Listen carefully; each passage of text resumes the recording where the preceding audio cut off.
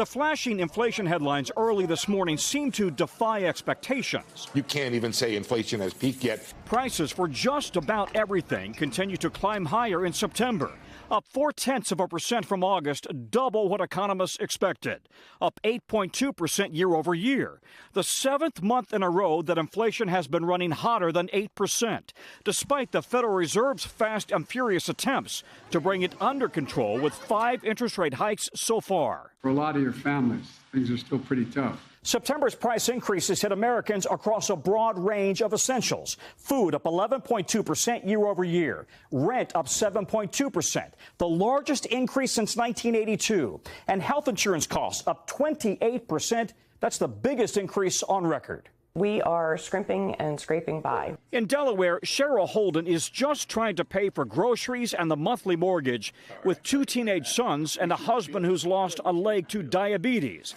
But skyrocketing costs are closing in. Instead of 1 grocery store, now I shop 3 every week. Just trying to look for what's on sale and what do we need for the week. With inflation the hottest since 1982, the government today announced an 8.7% cost of living increase for the 70 million Americans who receive Social Security checks, on average $140 a month more. Meanwhile, today's inflation data puts even more pressure on the Fed to raise interest rates yet again next month, affecting credit cards, new loans, and mortgages. The Fed is trying to move as fast as it can, but if it moves too fast, it runs the risk of tightening too much, which could be painful for the economy.